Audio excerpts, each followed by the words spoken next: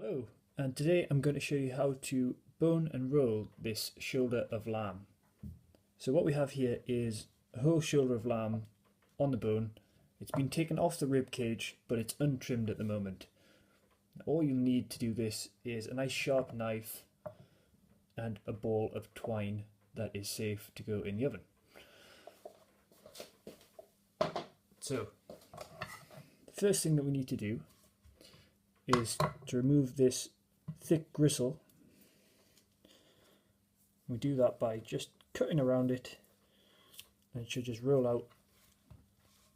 You can just pull that off, just like so. Next we need to remove the foreshank. There's a natural line in the animal that runs down here. So just with your knife, just run across there, tip it up, give it a little bit of persuasion by forcing it downwards, and then bring it to the edge of the work block. Just give it a little bit of persuasion and break the socket joint there. And all we need to do is cut through that joint and around the head of the bone.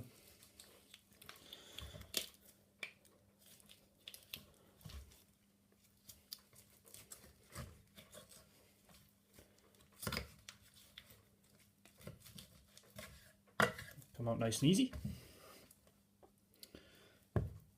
Then we can remove the meat from the bone here simply by cutting around each side of the bone.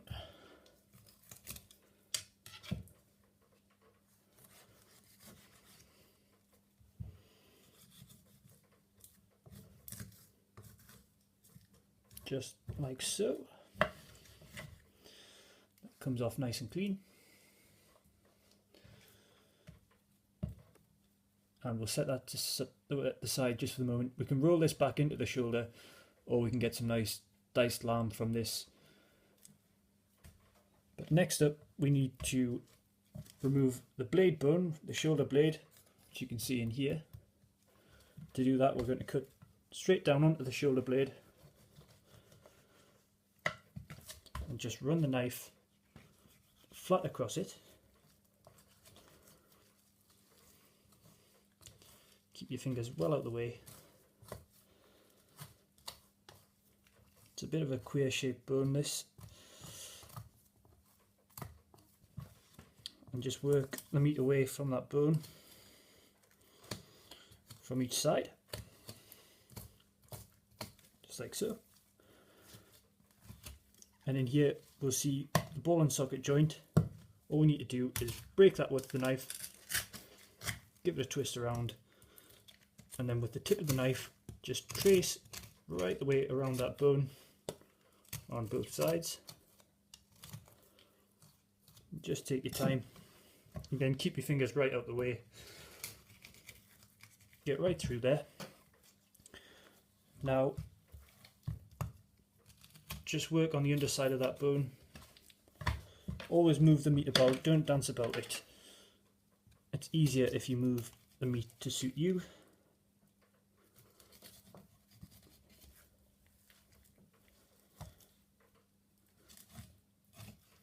And then just work on the underside of this bone.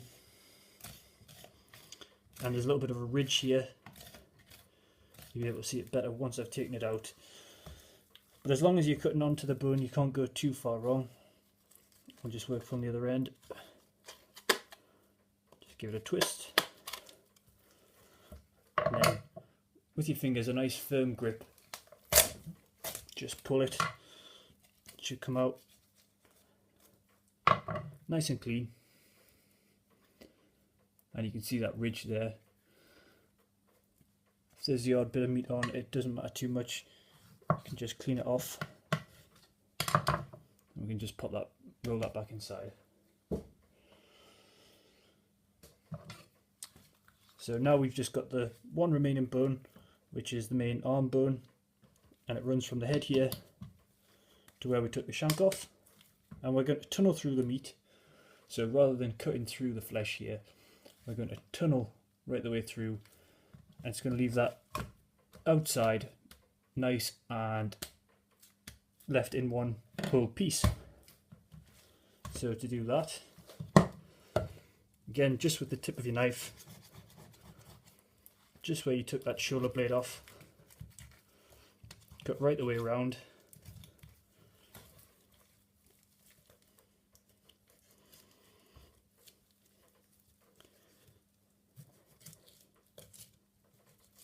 Make sure you're keeping your fingers well out of the way. Just cut around from each side to free that head up.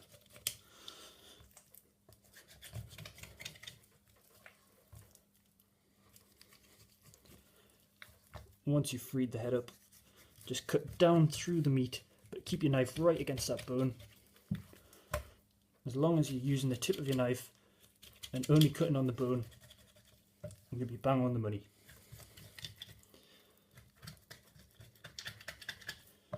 So once you've worked that away, hopefully you can see that there, you've worked it from each side, flip it back around, you can see the direction that the bone's going in, do exactly the same on this side.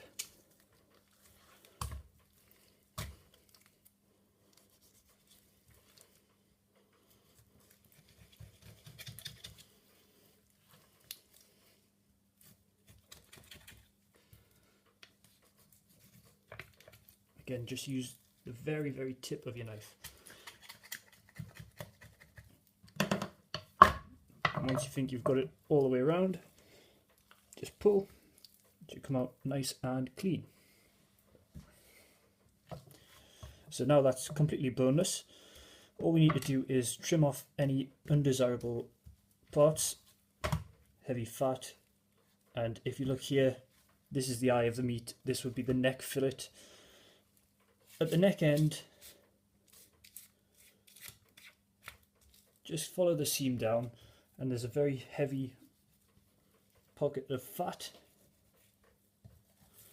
It's in a big wedge triangle shape, so that comes out in a piece. And if I cut through, you can see there's a gland in there, so you really do want to take that out. Next, you can see there's some heavy fat just down the neck end again. All you need to do is square that off. Any good meat you can pick out for trim or diced lamb. And again, there's some blood meat and veins and things that you can take out here. So you want a little bit of fat, but you just the heavy stuff you need to take out really. And then this bottom flank end, I just like to square that off. So again, you could roll this shank back into the cavity there where we took the bone out. You can trim that up and roll that in. That will be completely fine. But I'm going to use that for diced lamb. This is a high quality product. I don't want anything that shouldn't be in there, so we roll it up like that. But of course, at this point in this cavity where we took the blade bone out, you could use any kind of stuffing to fill that up and roll it back up. Now, all that remains is to roll this up. I'm going to use a stitching pin. If you don't have one of these, it's not a problem. Just roll straight over the top of the meat, just like so. If you have got a stitching pin, I think it gives a better appearance ultimately, so I like to use one. Now all we need to do is roll this into a nice shape, and if you are going to use a stitching pin, straight through the middle, just like so. And then to tie meat, I usually like to use a slip knot.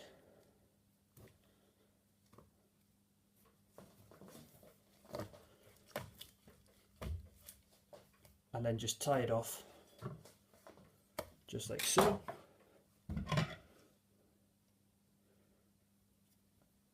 And generally I like to start in the middle as a holding knot, then work right the way out to the edges.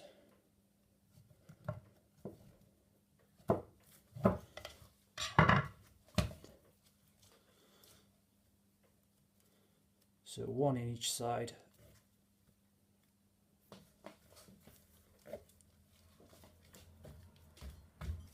Hold it nice and firm. You're not trying to strangle the meat, but you do want a good hold. You don't want it coming to pieces as you're cooking.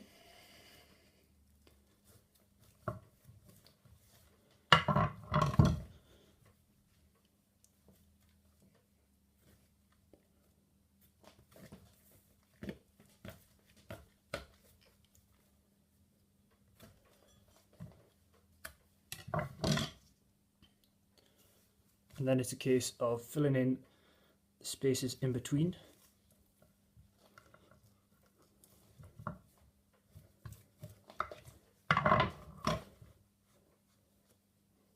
And if you can, try and keep your strings nice and parallel, straight lines, and keep the tying knots in a nice straight line.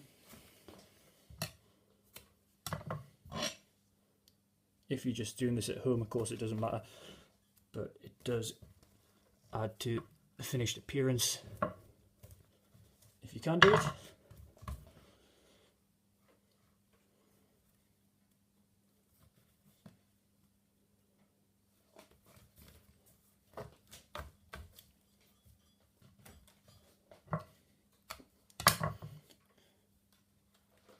And then just like to square off the edges. You don't have to do this, but it just makes it a more high-end product if you do.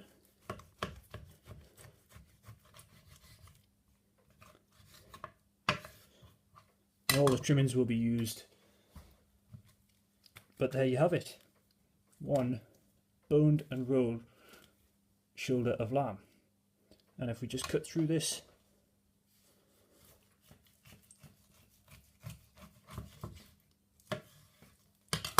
you see what a beautiful product that is. So thanks for watching. If you enjoyed the video, please subscribe and feel free to leave any video requests in the comments below. Cheers.